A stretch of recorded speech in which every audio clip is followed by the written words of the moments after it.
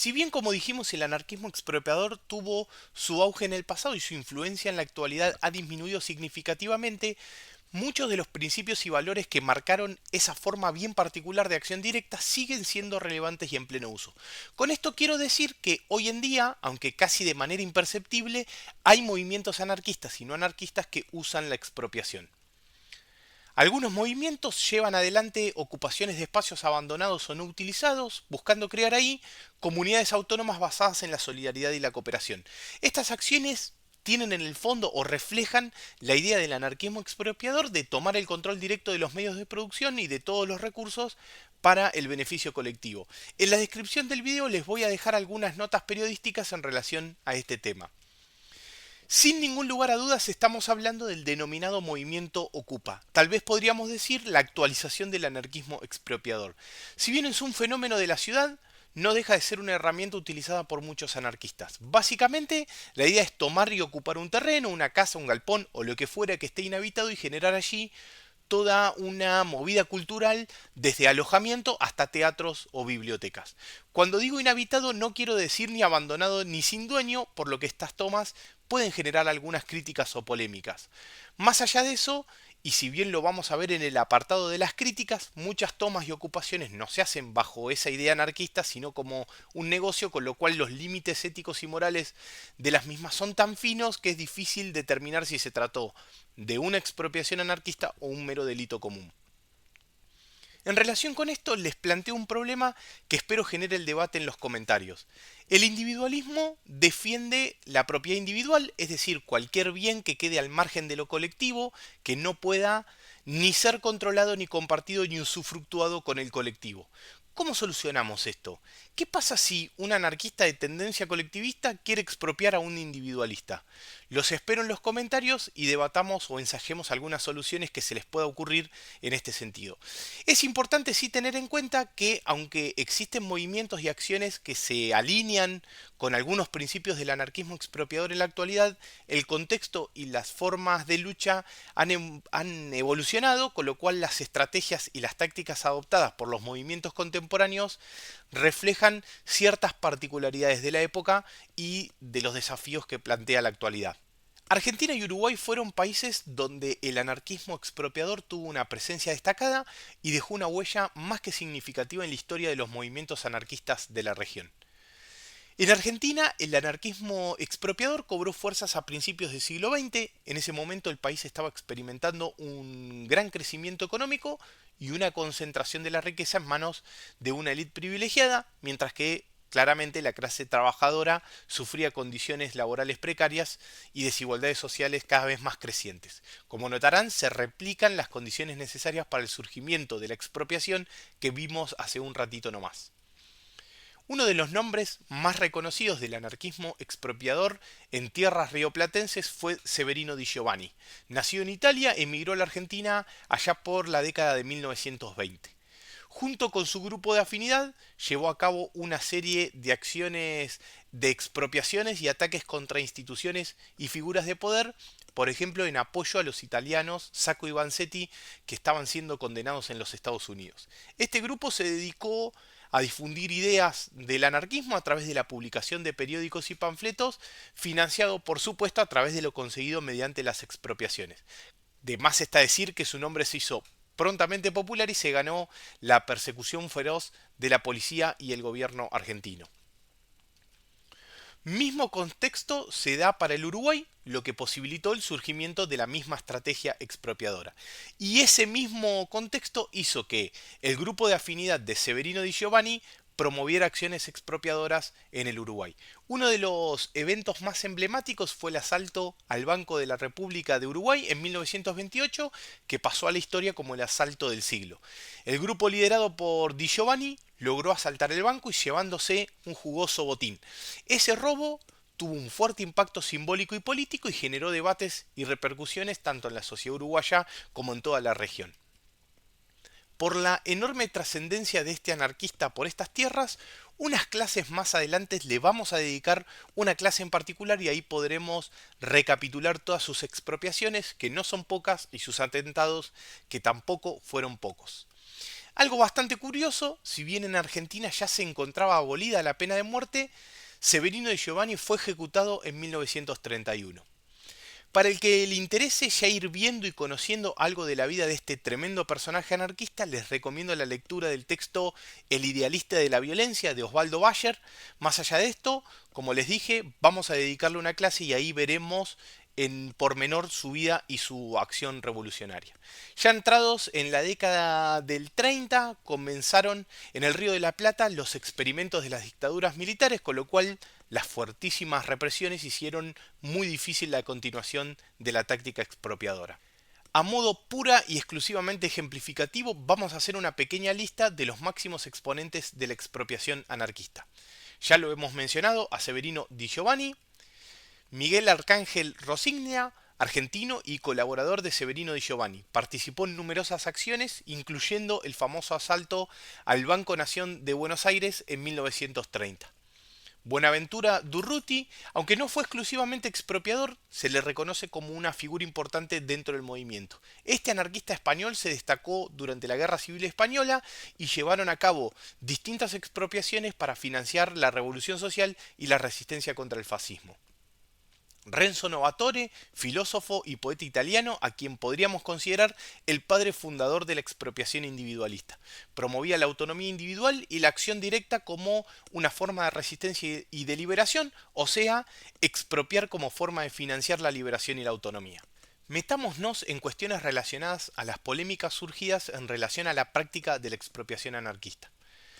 Muchos dentro del anarquismo, aunque muchos más por fuera de él, la crítica se basa directamente en la conducta delictiva. Es decir que, atento a la tipificación que hicimos en los métodos utilizados para expropiar, la línea que divide una expropiación de un simple delito es muy fina, por lo cual muchos consideran a los expropiadores como meros delincuentes. No obstante, justamente el objetivo de la clase es brindar elementos que nos permitan identificar esas especificidades para que podamos establecer criterios de diferenciación, o sea, poder determinar si se trató de una expropiación o de un simple robo, algo que mencionamos en el dilema filosófico jurídico. Otra cuestión es la relacionada a la imagen que se deja al anarquismo, es decir, que aquellos que no cuentan con información suficiente sobre qué es la expropiación anarquista solo se quedan con la acción delictiva y se guardarán para sí al anarquismo como una banda de forajidos. Es decir, en este caso, la acción simbólica tiene que ser bien explicada y publicitada para evitar estas confusiones. Otra de las críticas al interior del anarquismo es sobre la elección de los expropiados. Es decir, el robo a un banco no merece demasiado análisis y estaría justificado de por sí. Ahora, cuando se roba a un simple empleado o a un pequeño empleador, algo parecido a lo que se denomina en Argentina como pyme, pequeñas y medianas empresas, la cosa ya no es tan clara. Si bien es cierto que el dueño de una pyme gana más que sus empleados, ni de casualidad se parece al CEO de una multinacional. Más allá de esto, dejo abierto el debate para los comentarios. Otra de las críticas es la realizada por los comunistas a los individualistas, atento que estos últimos van a expropiar para beneficio personal y no van a someter el botín a la redistribución. Por otro lado, de los individualistas a los comunistas achacan que bajo la excusa de la distribución, en razón de esa premisa distributiva, se produce según la capacidad y se recibe en base a las necesidades, se estaría yendo por lo fácil, expropiando a los capaces, cuando lo más efectivo sería convertir a los necesitados en capaces. Es decir, no se estaría incentivando a que todos adquieran capacidad, siempre claramente apoyados en la libre asociación. Quiero decir que mi incapacidad la voy a solucionar asociándome con otro que supla esa incapacidad, a cambio, por supuesto, de brindarle mi capacidad que supla alguna incapacidad de ese otro. En palabras un poco más simples, asociándome en razones de necesidades u objetivos comunes. Si esto sucediera, no sería necesario expropiar. En este razonamiento se manifiesta claramente la postura individualista y ese rechazo o esa negación a lo colectivo forzoso. Si bien no me voy a extender demasiado en esta crítica, porque sin exagerar podría llevarnos unas cuantas clases enteras, entre comunistas e individualistas hay una que despierta la mayor polémica. Seguramente ya se la imaginan y es precisamente la relacionada a la propiedad. En este punto, colectivistas y mutualistas estarían más cercanos a los individualistas por considerar oportuno que los productos del trabajo queden en manos de quienes los hayan producido. Por eso la crítica está en considerar inmoral expropiar el producto del trabajo de quien directamente participó en él. Para dejarlo bien en claro, mutualistas, colectivistas e individualistas sostienen que quien haya producido un bien tiene el derecho de usufructuarlo y no someterlo a la distribución según las necesidades. En el plano más moderno del movimiento Ocupa, la cosa se pone más polémica aún por el dilema de la propiedad privada o de la propiedad particular. Si sos de la idea de que se debe abolir la propiedad privada, la ocupación de cualquier propiedad va a ser válida, porque independientemente de quién resida en esa propiedad, un rico o un pobre, estaría representando el orden jerárquico. Ahora bien, recuerden el análisis que hicimos de la propiedad en la clase de Administración de Justicia. Por lo general, se propone abolir la propiedad privada para suplantarla por la propiedad colectiva. Por lo tanto, la propiedad no desaparece. Es decir, podría pasar que un colectivo quiera expropiar a otro colectivo. Y otra, lo dejo planteado y los leo en los comentarios. ¿Qué pasaría si un individualista quiere expropiar a ese colectivo? Por lo cual, la crítica estaría orientada a la consideración de a quién pertenece esa propiedad y al mismo tiempo la dificultad de determinar si ese propietario representa o no el orden jerárquico. Ya para finalizar esta clase, hagamos el reconto final de las ideas principales que deben quedar bien registradas. Dijimos que la corriente expropiadora se desarrolló a finales del siglo XIX y principios del siglo XX. La hemos caracterizado como una forma de acción directa y al mismo tiempo como una forma de acción simbólica para desafiar al sistema, al Estado y buscar una justicia social o la igualdad en la sociedad. Los objetivos eran expropiar a las instituciones o figuras jerárquicas para financiar tanto la actividad revolucionaria como para redistribuir la riqueza y en su defecto recuperar lo quitado injustamente por el sistema jerárquico y devolverlo a quien corresponde. Todo eso mediante métodos como el robo a bancos, la expropiación de grandes empresas, el sabotaje y algunos ataques selectivos a figuras de poder. También hemos contextualizado el anarquismo expropiador en su época histórica, reconociendo que surgió en un momento marcado por la desigualdad y la represión hacia los movimientos obreros y anarquistas, es decir, que estos anarquistas expropiadores se enfrentaron a un sistema capitalista que estaba en pleno auge, donde las condiciones laborales eran muy precarias y las desigualdades sociales bien evidentes. Si bien la influencia directa del anarquismo expropiador ha disminuido en la actualidad, también hemos concluido que muchos de los principios y valores subyacentes de esta corriente siguen siendo relevantes en movimientos contemporáneos como por ejemplo el movimiento Ocupa. No se olviden de mirar las notas periodísticas que les voy a dejar en la descripción del video. Y esto más una reflexión que una conclusión en sí.